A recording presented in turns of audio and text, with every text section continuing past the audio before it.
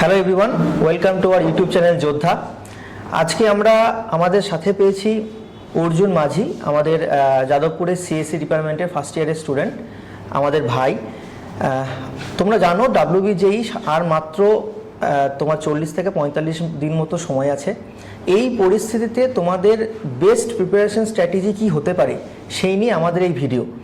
তো আমরা প্রথমেই জেনে নেব অর্জুন মাঝির কাছ থেকে তার সম্পর্কে একদম ডিটেলসে আমরা তার এইচএসএ জার্নি থেকে শুরু করে WBJEE জার্নি পর্যন্ত পুরোটাই জানবো। তো শুরু করা যাক একদম প্রথম থেকে। তোমার বেসিক ইন্ট্রোডাকশনটা একটু দাও। তোমার নাম, ডিপার্টমেন্ট, র্যাঙ্ক কত হয়েছিল WBJEE-তে? আমার নাম অর্জুন মাঝি। আমার WBJEE-তে জেনারেল র্যাঙ্ক ছিল 1163, এসসি কোটাতে 64 র্যাঙ্ক ছিল। বর্তমানে সিএসসি UG1 ডিপার্টমেন্টে পড়ছি। আচ্ছা, তোমার এইচএস কোন ইয়ারে? 2024 তোমার এইচএস, তার মানে তোমার ফার্স্ট ইয়ার 2024-এ যাদবপুর, তাই তো? 2025-এ তোমার যাদবপুর ছিল। ওকে, তোমার 1 ইয়ার ড্রপ ছিল। আচ্ছা, তুমি আমাকে বলো যে তুমি যে 64 র্যাঙ্ক করেছিলে এসসি কোটাতে, তো 64 র্যাঙ্ক করে তুমি কোন রাউন্ডে যাদবপুর পেয়েছিলে? ফার্স্ট রাউন্ডে যাদবপুর হয়েছিল তোমার। তুমি কি বলতে পারবে যে যাদবপুরে ফার্স্ট মানে এসসি কোটাতে কত র্যাঙ্ক পর্যন্ত, কতগুলো লাস্ট এসসি কত র্যাঙ্ক পর্যন্ত যায় যাদবপুর? এই বছর একটা কারণ ছিল, এই বছর কারণ হলো যে লেটে রেজাল্টে বেরিয়েছে, তো সেই কারণে অনেকেই কোম্পানিতে ভর্তি হয়ে গেছিল প্রাইভেট কলেজগুলোতে। সেই কারণে এই ক্লোজ র্যাঙ্কটা একটু বেশি দূর ছিল, 75 এরকম। মানে এসসি কোটাতে 75 পর্যন্ত গেছিল 2000 লাস্ট ইয়ার, যেটা 2025। সেটা যে শুধু সিএসসি ডিপার্টমেন্ট হয়তো না, সেটা হয়তো ইটিসি ডিপার্টমেন্ট গেছে বা অনেক আইটি ডিপার্টমেন্টে গেছে। মানে 2025-এর সিনারিও তোমরাও জানো একটু প্রবলেমেটিক ছিল, অনেক লেট হওয়ার জন্য এবং ডিফারেন্ট কারণের জন্য। তোমার আর কিছু এমন হয়েছে যে প্রথমে ওরা কেউ আইআইটিতে ভর্তি হয়ে গেছে, কেউ এনআইটিতে ভর্তি হয়ে গেছে, তো একটা র্যাঙ্ক গ্যাপ রয়ে গেছিল যাদবপুরের জন্য। তার জন্য সমস্ত কিছু একটু ডিস্টারবেন্স হয়ে গেছিল, বাট হোপফুলি সমস্ত কিছু স্ট্র্যাটেজিক্যালি চলবে। আচ্ছা, এখন তোমার 2024 এইচএস, তাই তো? তোমার 24 এইচএস। তুমি যে 1 বছর প্রিপারেশন নিয়েছিলে, সেই 1 বছর তুমি কোথা থেকে পড়াশোনা করেছিলে? নরমাল ইউটিউব চ্যানেল থেকে। তুমি কি আমার যা অডিয়েন্স আছে তাদের জন্য কোনো ইউটিউব চ্যানেল সাজেস্ট করতে পারবে যে এখান থেকে তুমি পড়েছিলে বা এই কন্টেন্ট তুমি দেখেছিলে তোমার প্রিপারেশনের সময়? পিডব্লিউর কিছু ইন্ডিভিজুয়াল চ্যানেল, যেগুলো পেড কোর্স না, মানে ফ্রি ইউটিউবে যেগুলো আছে, ইউটিউবে ভিডিও, সেগুলো দেখতাম। তো এটা একটা খুব ইম্পর্টেন্ট জিনিস, মানে যারা বারবারই ভাবিস না যে সবসময় মানে কোর্স নেওয়াটা খুব ইম্পর্টেন্ট, কোর্স ছাড়া সিলেকশন সম্ভব নয়, তাদের জন্য এটা খুব ভাইটাল জিনিস যে কোর্স না নিয়েও যাদবপুর পাওয়া যায়। তো তোদের কাছে যে সময়টা আছে এখন, এই যে 40 দিনের যে গ্যাপ, এই 40 দিনের মধ্যে তোরা যদি ইউটিউবের যে ফ্রি কন্টেন্টই অ্যাভেলেবেল আছে, তোরা যদি আমাদের যোদ্ধা ইউটিউব চ্যানেলে যাস, দেখবি ওখানে organic chemistry complete playlist করা আছে। ইভেন প্রত্যেকটা সেকশন, যেন physical chemistry, organic chemistry, inorganic chemistry, প্রত্যেকটা সেকশনের আমাদের প্লে লিস্ট তৈরি করা আছে টপ 30 কোয়েশ্চেনের। তো তোরা সেগুলো দেখেও তোরা প্রিপারেশন নিতে পারিস। তাছাড়া আরও যে ইউটিউবে চ্যানেল আছে যেখান থেকে ভালো ভালো কন্টেন্ট পাওয়া যায়, সেখান থেকে তোরা পড়ে স্টাডি করে তোরা যাদবপুর ইজিলি ক্র্যাক করতে পারিস। আচ্ছা, আমি তোমার কাছে জানতে চাই, এই মোমেন্টে, এই যে 40 দিন বা 45 দিনের সময়, এই 40-45 দিনের মধ্যে একটা স্টুডেন্ট কিভাবে নিজেকে প্রিপেয়ার করবে? যে থিওরি যেগুলো আছে সেগুলো একবার দেখে নিয়ে তারপর ওই থিওরির মধ্যে যে এমসিকিউ হতে পারে বা আগে যেরকম কোশ্চেন এসছে, প্রবাবলি WBJEE-তে রিপিট কোশ্চেন হয় কিরকম, সেম কোশ্চেন হয় না, কিন্তু ওই ধরনের কোশ্চেনগুলো বারবার ফিরে আসে। ম্যাথের ক্ষেত্রে বা ফিজিক্যাল কেমিস্ট্রির ক্ষেত্রে দেখা যায় সেম জিনিস। মানে তুমি বলতে চাইছো যে কনসেপ্টগুলো রিপিট হয় বারবার, তাই তো? মানে একটা কনসেপ্ট ডোমেন থাকে যেখান থেকে মেইনলি রিপিটেশন হয় কনসেপ্টগুলো। ওকে, আচ্ছা, তুমি আমাকে বলো যে আমি প্রচুর জনের সঙ্গে কথা বলছি, সবার ক্ষেত্রেই কিছু জিনিস থাকে যে যাদবপুর ইউনিভার্সিটি মানে WBJEE আর JEE মেন, এই দুটো ডোমেনের মধ্যে, দুটো এক্সামের মধ্যে তোমার কি মনে হয় কোন এক্সামটা বেশি টাফ আর কোন এক্সামটা কম্পারেটিভলি ইজি? WBJEE easy. মানে কেন তোমার মনে হয় WBJEE এটা ইজি? কোশ্চেনগুলো একটু ইজি থাকে। JEE মেনের ক্ষেত্রে অন্যরকম অনেকগুলো পার্টে ভাগ হয়ে যায়, তো কোনো শিফটে একটু ডিফিকাল্ট হয়ে গেল, কোনো শিফটে ইজি হয়ে যায়। কিন্তু WBJEE একটা এক্সাম, তো সবার ভেবে জন্য কোশ্চেনটা করা হয় বেসিক্যালি। কোনো হয়তো কোনো ইয়ারে চলে আসে জটিল, কিন্তু বর্তমানে ইজি আসছে কোশ্চেনগুলো। তুমি যখন প্রিপারেশন স্টার্ট করেছিলে তখন তোমার টার্গেট কি অ্যাডভান্স ছিল না WBJEE-কে ফোকাস করেই তুমি পড়াশোনা স্টার্ট করেছিলে? না, অ্যাডভান্স ছিল না, সেরকম পড়াশোনা অতটা হয়নি, কিন্তু JEE মেন দিয়েছিলাম আর WBJEE-তে হয়ে যাবে, তার জন্য। ওকে ওকে ওকে, মানে তোমার ফোকাস JEE মেন পর্যন্ত ছিল, তার সঙ্গে WBJEE। ওকে, আচ্ছা, এবার তুমি আমাদেরকে বলো, আমি খুব ইম্পর্টেন্ট একটা কোশ্চেন তোমাকে জিজ্ঞেস করতে চাইবো। এটা হচ্ছে যে এই মুহূর্তে, এই যে 40 দিনের বা 45 দিনের গ্যাপ, এই মুহূর্তে মক পেপারের ইম্পর্টেন্স কোথায়? কতটা ইম্পর্টেন্ট মক পেপার তোমার কি মনে হয়? টাইমিংটা প্রচুর বাড়াবে। টাইমিং বাড়াবে অবশ্যই। মানে অফলাইন মক ইম্পর্টেন্ট না online mock? Offline mock important. Offline mock important, কারণ WBJ এটা অনলাইন হচ্ছে না, সিবিটি মোড তো হয় না। একদম একদম। তো ওখানে অফলাইন মোডটা দেওয়াটা বেশি সুবিধা হবে তাদের ক্ষেত্রে।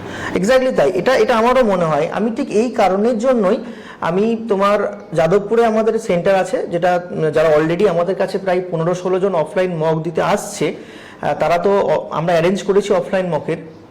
এবং নট অনলি অর্জুন, এরকম প্রচুর আমি যাদবপুরের অ্যাসপিরেন্টদের সঙ্গে কথা বলেছি। ইটসেলফ আমি যাদবপুর 2020 পাস আউট, তোমরা সবাই জানো, মেকানিক্যাল থেকে। তো আমারও পার্সোনালি মনে হয় যে যেহেতু WBJটা বারবার মানে অনলাইন মোডে কখনোই হয় না, এটা অফলাইন হয়। যেই মেন যেমন তুমি অনলাইন তোমার CBT বেস টেস্ট হয়, যার জন্য কি অনলাইন তোমার এক্সাম দেওয়াটা ইম্পর্টেন্ট।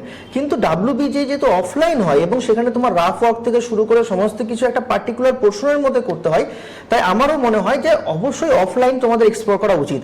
আর ঠিক তার জন্যই আমরা একটা অফলাইন মকের অ্যারেঞ্জ করেছি তোমাদের জন্য। যারা ইন্টারেস্টেড আছো, তোমরা ডিসপ্লেতে একটা নাম্বার দেখতে পাবে, এই নাম্বারটাই তোমরা ট্রাই করো কন্ট্যাক্ট করার জন্য। এবং অফলাইন মক আমাদের অলরেডি শুরু হয়ে গেছে, বাকি মকগুলো তোমরা অ্যাটেন্ড করো।